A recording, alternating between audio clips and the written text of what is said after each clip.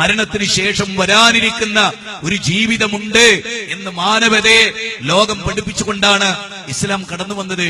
ഇസ്ലാമിന്റെ ചില കാര്യങ്ങൾ വളരെ റിജിഡാണ് എന്നെല്ലാവർക്കും തോന്നാം. ഇസ്ലാം ചില കാര്യങ്ങളിൽ കോംപ്രമൈസ് ഇല്ല. ഇസ്ലാമിൽ ചില കാര്യങ്ങളിൽ കോംപ്രമൈസ് ഇല്ല. എന്തുകൊണ്ട് കോംപ്രമൈസ് ഇല്ല? എന്തുകൊണ്ട് കോംപ്രമൈസ് ഇല്ല? അതും ആലോചിക്കണം. പരീക്ഷാ ഓഡിറ്റോറിയത്തിൽ ചെന്നു, ചിന്തിക്കണേ, പോയിന്റാ പറയണേ. പരീക്ഷാ ഓഡിറ്റോറിയത്തിൽ ചെന്നു, തോന്നിയതുപോലെ പരീക്ഷ എഴുതിയ ജയിക്കുവോ? ഇല്ല. ഓനറിയാവുന്ന ഉത്തരം എഴുതിയ ജയിക്കുവോ? ചോദ്യം എന്താണോ കറക്റ്റ് ആൻസർ. അല്ലാന്ന് ആർക്കെങ്കിലും എതിരഭിപ്രായമുണ്ടോ? ഹൈന്ദവർക്ക് എതിരഭിപ്രായമുണ്ടോ? ക്രിസ്ത്യാനിക്കെതിരെ അഭിപ്രായമുണ്ടോ? യുക്തിവാദിക്കെതിരെ അഭിപ്രായമുണ്ടോ? സയൻസിലെ ചോദ്യം ചോദിച്ച ചോദ്യത്തിന് ഉത്തരം ഓന് കുറെ കാര്യം അറിയാം. അത് എഴുതി വെച്ചാൽ മാർക്ക് കിട്ടുവോ? ജയിക്കുവോ?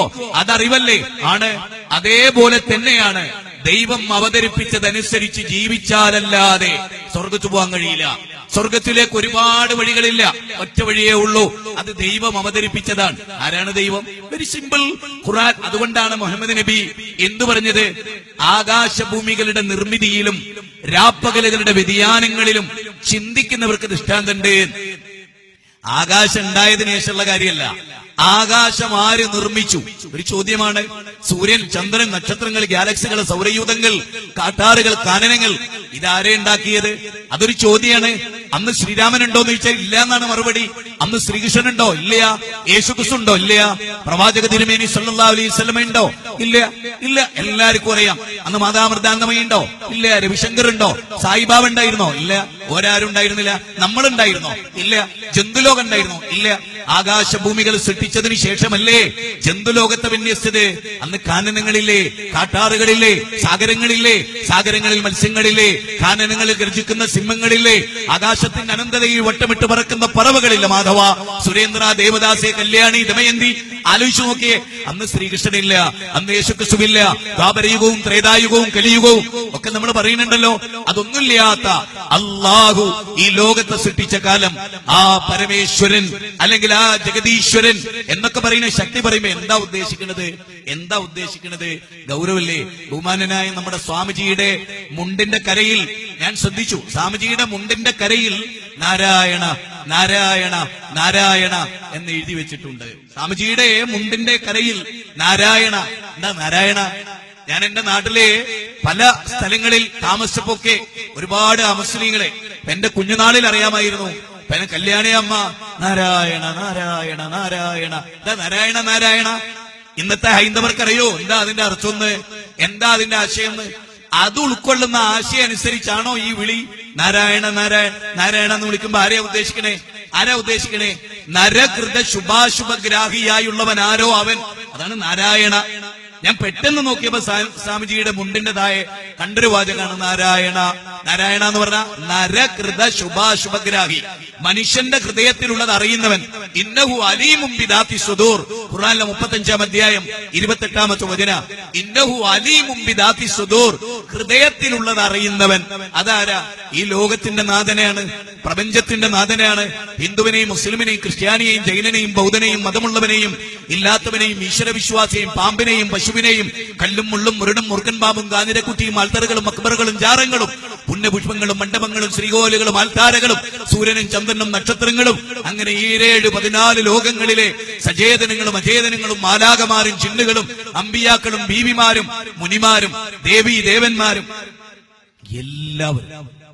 എല്ലാവരെയും സൃഷ്ടിച്ച നാഥൻ അവനാണ്. ആര്? നരകൃത ശുഭാശുഭഗ്രാഹിയായുള്ളവൻ. അവനിലേക്കാണ് മാനവത ചെന്നു ചേരേണ്ടത്. അങ്ങനെ തുടങ്ങിയാൽ മാത്രമേ മനുഷ്യൻ ആരാ ദൈവം തിരിച്ചറിയണം. അല്ലെങ്കിൽ പ്രശ്നം എവിടെ? ആരാ മനുഷ്യൻ തിരിച്ചറിയണം. ആരാണ് മനുഷ്യൻ? ആ തിരിച്ചറിവ് നഷ്ടപ്പെട്ട വലിയ പ്രശ്നമാണ്. മനുഷ്യനാണോ മൂല്യം? പശുവിനാണോ മൂല്യം? മനുഷ്യനാണോ മൂല്യം? പാമ്പിനാണോ മൂല്യം? മനുഷ്യനാണോ മൂല്യം? പേപ്പട്ടിക്കാണോ മൂല്യം? മനുഷ്യനാണോ മൂല്യം? എലിക്കാണോ മൂല്യം? ചർച്ച ചെയ്യപ്പെടണം എന്നാണ് എന്റെ അഭിപ്രായം.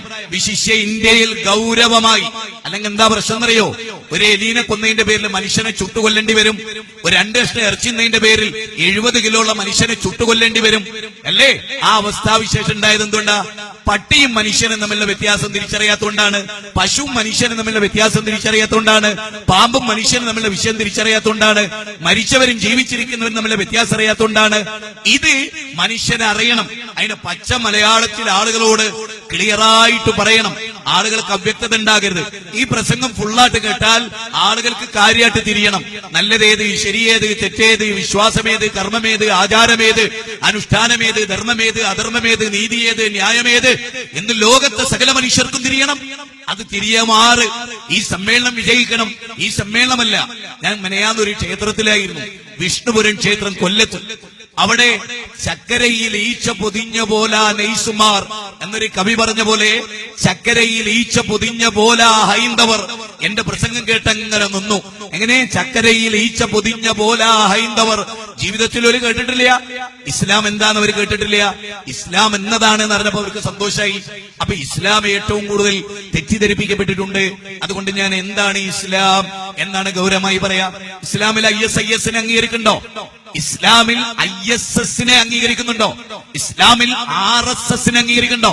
ഉണ്ടോ? ഇസ്ലാമിൽ നിരീശ്വരത്വമുണ്ടോ? എല്ലാം ചർച്ച ചെയ്യപ്പെടണം. ഇസ്ലാമിൽ ഖബറാരാധന ഉണ്ടോ? ചർച്ച ചെയ്യപ്പെടണം. ഇസ്ലാമിൽ ജ്യോത്സ്യമുണ്ടോ? ഇല്ല. ഇസ്ലാമിൽ കൈനോട്ടുണ്ടോ? ഇല്ല. തങ്ങന്മാരും ബീവിമാരും ഭാവി പ്രവചിക്കുന്നു. ഇസ്ലാം അംഗീകരിക്കുന്നുണ്ടോ? ഇല്ല. ഓക്കെ, എല്ലാവരും ക്ലിയറായി. ഇസ്ലാം നിലവിളക്ക് കൊളുത്തുവോ? ഇല്ല. നിലവിളക്ക് കൊളുത്തുന്നവനെ തല്ലുവോ? ഇല്ല. That's all. ക്ലിയർ. നിലവിളക്ക് ഒരുത്തം കൊളുത്തി, ഓനെ തല്ലാൻ അവകാശമുണ്ടോ? ഇല്ല. മമ്മൂട്ടി കൊളുത്തി, തല്ലുവോ? നമ്മുടെ വിദ്യാഭ്യാസ മന്ത്രി തല്ലിയോ? ഇല്ല. എന്തേ കാരണം? അത് അവന്റെ വിശ്വാസമാണ്. ഒരാൾക്ക് പശുവിനെ ആരാധിക്കണം. ഇന്ത്യ രാജ്യം അനുവദിച്ചത് പ്രിയാമ്പിൾ ഓഫ് കോൺസ്റ്റിറ്റ്യൂഷൻ, ഇന്ത്യൻ ഭരണഘടനയുടെ ആമുഖം, ഫണ്ടമെന്റൽ റൈറ്റ്സ്. അതുകൊണ്ട് ആർക്കാർക്ക് എന്താ പ്രശ്നം? ഇവിടെ ലിംഗത്തെ ആരാധിക്കുന്നു, ശരിയല്ലേ?